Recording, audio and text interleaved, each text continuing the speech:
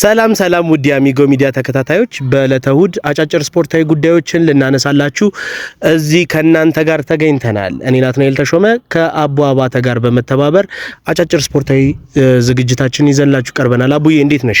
አለው ናትሻ እንዴት ነው? ሁሉ አማን? እሁድ እንዴት ነው? አሪፍ ነው። እሁድ እንግዲህ እንደሚታወቀው ቅዳሜና እሁድ በፕሪሚየር ሊግ በተለያዩ ሊግ ጨዋታዎች የሚደምቅበት ነው እና በዚህ ሳምንትም ተጠባቂ የሚባሉ ጨዋታዎች አሉ። አው እንግዲህ አርሰናል ዛሬ በጣም የምዕራብ ለንደኑን ቼልሲን ይገጥማል። እንግዲህ አርሰናል ዘንድሮ ለፕሪሚየር ሊግ ሲጠበቅ ከነበሩ ክለብ አንዱና ሲፎካከር የነበረ ክለብ ነበረ እና እንግዲህ በወቅታዊ አቋሙ ላይ ትንሽ መንገጫገጭን ያሳየ ነው። ቻምፒየንስ ሊግ ላይ ጥሩ አቋም ቢያሳይም በፕሪሚየር ሊጉ ግን አርሰናል እንደተጠበቀው ስላልሆነ እንግዲህ አሁን ወደ አራት ውስጥም ራሱ አጣብቂኝ ውስጥ የሚገባበት ደረጃ ላይ ነው ያለው። እንግዲህ ሊቨርፑል 7 ነጥብ በመያዝ መሪነቱን እየመራ ይገኛል። አርሰናል እንግዲህ ሁለተኛው ነው በ55 ነጥብ 28ኛ ሳምንቱ ላይ ነው። ዛሬ 29ኛ ጨዋታውን ነው የሚያደርገው። ኖቲንጋም እንደዚሁም በ54 ነጥብ ሶስተኛው ነው። ቼልሲ በ49 ነጥብ አራተኛ ላይ ተቀምጧል። ይሄ ማለት ቼልሲ ቀጣዩን ጨዋታ ዛሬ ካሸነፈ 52 ይገባል ማለት ነው። ከአርሰናል ጋር በ3 ይሆናል። ይሄ ማለትም አርሰናል ለቻምፒየንስ ሊግ ራሱ አጣብቂኝ ውስጥ የሚገባበት ነገር ነው ያለው ናት። አዎ በጣም ይገርማል። አርሰናል እንዳጀማመሩ አጨራረሱ ያላማረ ክለብ ሆኗል። ለአርሰናል ብዙ ለዚህ ውጤት መውደቅ ብዙ የሚነሱ ነጥቦች አሉ።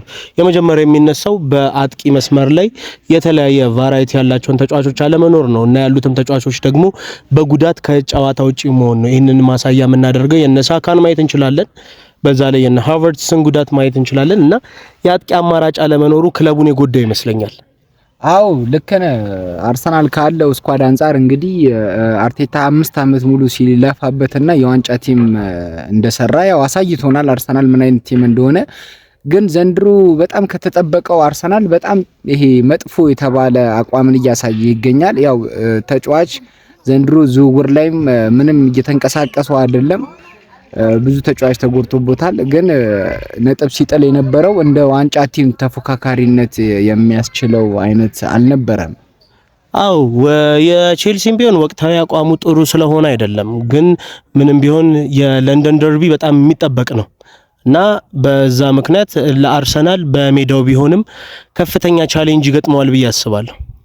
አው ልክ ነህ። ግን ይሄን ጨዋታ እኔ እንደምገምተው በጣም ከባድ ጨዋታና አርሰናል የሚፈተንበት ጨዋታ ሊሆን ይችላል። ምንም ቢሆን ቼልሲ ጥሩ አቋም ላይ ባይሆንም ግን እንደሚፎካከረው ምንም ጥርጥር የለውም። በጠባብ ውጤት ቢሆን ግን አርሰናል የሚያሸንፍ ይመስለኛል ናትሻ። እኔ እንደዛ ነው የማስበው።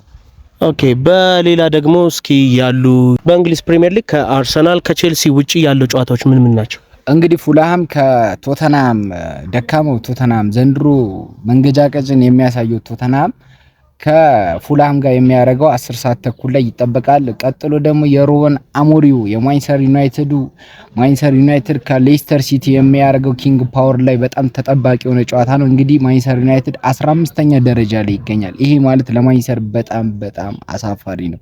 ምክንያቱም ማንቸስተር ዩናይትድ ከ2 አመት ከ3 አመት በፊት ምን አይነት ክለብ እንደነበረ እያየን ነበር። በጣም መንገጫገጭ ውስጥ ያለና በጣም ሲቸገር የነበረ ክለብ ነው። ሩበን አሞሪም መፍትሄ ነው ብለው አምጥተውታል። ሰውየው መስራት እንደሚችል አቅም እንዳለው እናውቃለን። ግን ወቅታዊ አቋሙ እሱም በጣም በመንገጫገጭ ውስጥ ያለ ክለብ ነው። እንግዲህ ኪንግ ፓወር ላይ ዘንድሮ 3 ተገናኝቷል። 3ቱንም ማንቸስተር በማሸነፍ የበላይነቱን ይዟል። ያው አሁንም እንግዲህ ኪንግ ፓወር ላይ ቢሆንም ማንቸስተር ዩናይትድ የማሸነፍ ንጻሬውን ይዛል ብዬ አስባለሁ ናቸው። አው ማንቸስተር በዚህ አመት ሁለት አይነት ማንቸስተር ዩናይትድን ማየት ይችላል። ለአውሮፓ የቀረበው ማንቸስተር ዩናይትድ እና ለእንግሊዝ ፕሪሚየር ሊግ ላይ እየተሳተፈ ያለው ማንቸስተር የተለያየ እስኪመስለን ድረስ በውጤቶች የተለያየ ውጤቶችን ሲያመጣ ቆይቷል። በእንግሊዝ ፕሪሚየር ሊግ በጣም ተቸግሮ ያለው ማንቸስተር ዩናይትድ 15ኛ ሲገኝ፣ በአውሮፓ ሊግ ደግሞ እስካሁን ድረስ አንቢትን ያልተሸነፈው ማንቸስተር ዩናይትድ ብቻ ነው። ማንቸስተር ዩናይትድ ያለፈው ጨዋታን ከሪያል ሶሴዳድ ጋር ሲያደርግ 4-1 በሆነ ውጤት ቀድሞ ተቆጥሮበት ከዛ በመነሳት 4 ጎሎችን አስቆጥሮ 4-1 ያሸነፈበትን ውጤት ማየት እንችላለን። በአውሮፓ ሊግ በጣም ጥልቅ የሆነ አጫዋወት ስትራቴጂን የሚጠቀም የተጫዋቾች ጥራት የታከለበት አሪፍ ቡድንን መገንባት ተችሏል። ያንን ነገር ግን በእንግሊዝ ፕሪሚየር ሊግ መድገም አልቻለም። በዚህ ላይ ደግሞ ሊነሳ የሚገባው ብሩኖ ፈርናንዴዝ ጉዳይ ነው። ብሩኖ ፈርናንዴዝ ለማንቸስተር የአደጋ ጊዜ ተጠሪ ብንለው ይሻላል። እንግዲህ እንደሚታወቀው መታወቂያ ላይ የአደጋ ጊዜ ተጠሪ ተብሎ ይጻፋል። አደጋ ውስጥ ችግር ውስጥ በሆነ ጊዜ ሁሉ የሚገኝ ማለት ነውና ብሩኖ ፈርናንዴዝ ከካፒቴንነት ባሻገርም ማንቸስተር በተቸገረበት ጨዋታዎች ላይ እየመጣ ትልልቅ ስራዎችን ሲሰራ ያየነው ነው። በሪያል ሶሲዳድ ጨዋታ ላይም 3 ጎሎችን አግብቷል። አንዱን ዲያጎ ዳሎት ሲያገባ 3 ጎሎችን አግብቷልና ምን አይነት ካፒቴን ነው የሚለውም ነገር አነጋጋሪ የሆነ ነው። እንግዲህ ብሩኖ ያው እንደሚታወቀው ብሩኖ ማንቸስተር ዩናይትድ ውስጥ ከመጣ ምን አይነት ትልቅ ተጽዕኖ ፈጣሪ ተጫዋች እንደሆነ እንግዲህ እያየነው ነው። በጣም ማንቸስተር ዩናይትድ ብሩኖን በመያዙ ነው አሁንም እዚህ ደረጃ ላይ ለመቀመጥ የቻለው ብዬ ማምነው። ምክንያቱም ብሩኖ ፈርናንዴዝ ማለት ማንቸስተር ጥሩ ባልሆነበት ሰዓት እንኳን እሱ ጥሩ ሆኖ ክለቡን እንዲነሳሳ የሚያደርግና ያለውን ነገር የሚሰጥ አይነት ተጫዋች ነውና ማንቸስተር ዩናይትድ እንደዚህ አይነት ተጫዋቾች ያስፈልጉታል። ምክንያቱም ውጤት ባጣበት ሰዓት ላይ ማንቸስተር ሞራሉ ይሄ ሜንታሊቲው በወረደበት ሰዓት ላይ እንኳን የሱ ሜንታሊቲና የሱ መታገል በጣም ደም የሚሰጥ ትክክለኛ ፖርቹጋላዊ ከአሰልጣኙም ጭምር ወኔ ያለው ተጫዋች ነው። እንግዲህ በዛሬም ጨዋታ ብሩኖ ያለውንና የሚጠበቀውን ነገር ሰጥቶ ይወጣል ብዬ አምናለሁ። በጣም የሚገርመኝ ነገር ስለ ብሩኖ ፈርናንዴዝ ሲነሳ በማንቸስተር በትላልቅ ዋንጫዎች ያልታጀበው ሌጀንድ ብዬ አስበዋለሁ። ምክንያቱም ትላልቅ ዋንጫዎችን ማንቸስተር ከብሩኖ ፈርናንዴዝ ጋር አላነሳም፣ ግን ለብቻው የሚያደርጋቸው ጥረቶች የሚያደርጋቸው ውጤትን ለመቀየር የሚያደርገውን ትግልና በውጤቶች ላይ ያመጣውን ለውጦች ስናየው ማንቸስተር ባለበት አቋም እንኳን ሰስቴን አድርጎ ወይም ደግሞ የተሻሉ ነገሮችን ለመፍጠር የሚጥረውን ማንቸስተር ዩናይትድ እንድናየው ያደረገን በካፒቴኑ በብሩኖ ፈርናንዴዝ ነው። ከዛ ባሻገር በሪያል ሶሲዳድ ላይ ያሳየን አንድ ነገር ነበር። በሪያል ሶሲዳድ ላይ ማንቸስተር ዩናይትድ ሊጠቀምበት የሞከረው ፎርሜሽንን ስናየው በሁለት ፎልስ ናይን ነበር ሊጫወት የሞከረው።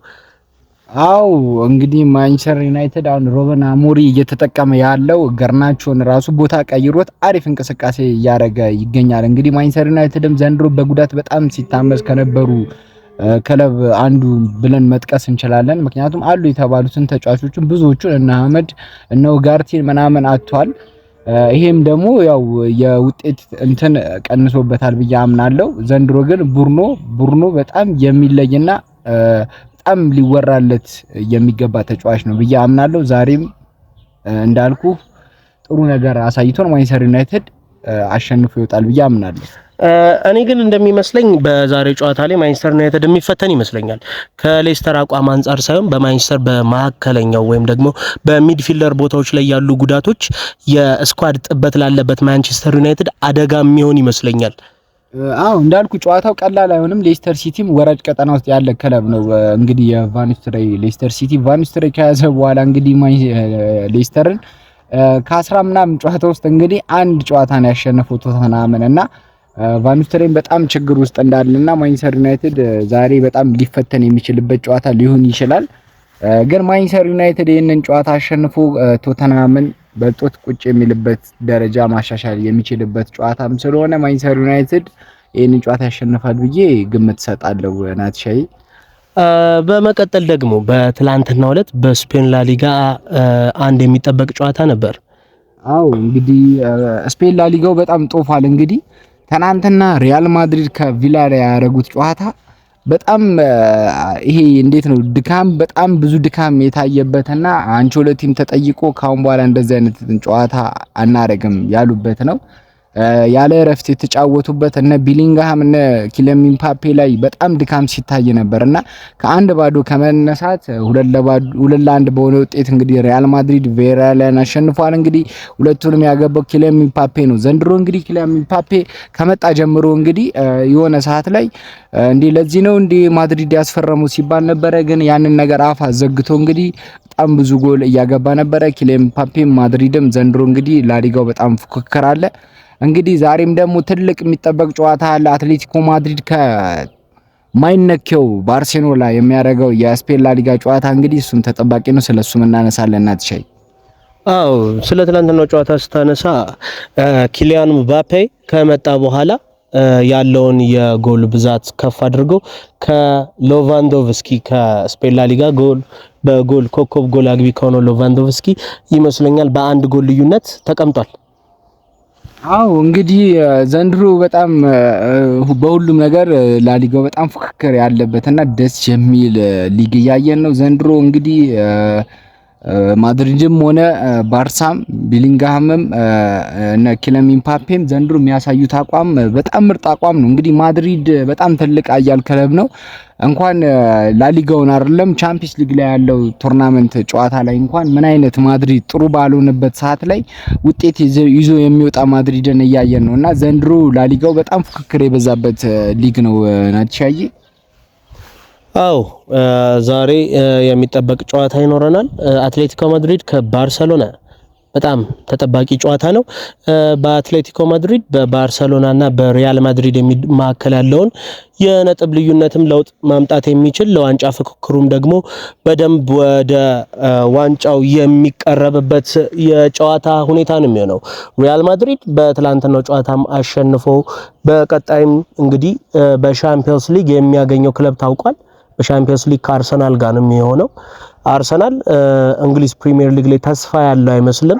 ስለዚህ ትኩረቱን ወደ ሻምፒዮንስ ሊግ የሚያደርግ ይመስለኛልና የሪያል ማድሪድ ፈተናዎች የበረቱበት ወቅት ነው ብዬ አስባለሁ። አዎ እንግዲህ ዘንድሮ ባርሳም በጣም ማይነኬው ባርሳ ማድሪድ የሚፈነጭበት ባርሳ አይደለም። ዘንድሮ በጣም ከባዱ ባርሳና ብዙ ግምት የምሰጠው ባርሳ ነው። ኢቨን ቻምፒየንስ ሊግም ላሊጋም የመብላት አቅም ያለው አይነት በታዳጊ የተሰራ ባርሳን እያየን ያለ ነው። እንግዲህ ዛሬ አትሌቲኮ ማድሪድ ከባርሴሎና ጋር የሚያደርጉት ጨዋታ በጣም ተጠባቂ ነው። ምክንያቱም ይሄንን ጨዋታ አንቸሎቲም ሲሉ ቁጭ ብዬ አየዋለሁ ብሏል። ምክንያቱም በጣም አሪፍ ጨዋታና ከባድ ጨዋታ ነው። ባርሴሎና ይሄንን ጨዋታ የሚያሸንፍ ከሆነ እንግዲህ ደረጃውን ከፍ ማድረግ ይችላል ማለት ነው። ለጊዜው ቀሪ ጨዋታ ያለው ባርሴሎና ማድሪድ እየመራ ይገኛል ሊጉን። አትሌቲኮ ማድሪድ ዘንድሮ ምርጥ አቋም እያሳየን ይገኛል። የዲያጎ ሲሞኔው ማድሪድ እንግዲህ ዘንድሮም በጣም ምርጥ ብቃቱን እያሳየ ይገኛል። ባርሳን በጣም የሚፈትነው ይመስለኛል። ናትሻዬ በሻምፒየንስ ሊግ ጨዋታ ላይ አትሌቲኮ ማድሪድ ሪያል ማድሪድን ነበር ያገኘው። በጣም ፈታኝ የሆነ ሩጫዎች የበዙበት ኢንቴንሶች ጉልበት የታከለበት በጣም አስቸጋሪ የሚባል ጨዋታ ጊዜ ነበር ያሳለፈው። 120 ደቂቃዎችንም መጫወት ችለው ነበር። በኢሊጎሬ ነበር ልዩነቱ የመጣውና ከዛ ድካም አገግሞ ባርሰሎና ላይ ከፍተኛ ጫና ፈጥሮ ውጤትን ለማግኘት ይሞክራል የሚለው ነገር ቢያጠራጥርም በዛ ላይ ደግሞ የባርሰሎና ወቅታዊ አቋም አሪፍ የሚባል ደረጃ ቢሆንም ግን ለባርሰሎናም ሆነ ለአትሌቲኮ ማድሪድ ቀላል የሚባል ጨዋታም አይደለም። እጅጉን ደግሞ በስፔን ሀገረ ግዛት በካታሎኑም በማድሪድም ከተማዎች ላይ በጣም ተጠባቂ ከሚባሉ ጨዋታዎች ውስጥ አንዱ ባርሰሎና ከአትሌቲኮ ማድሪድ ዛሬ የሚደረግ ነው እንግዲህ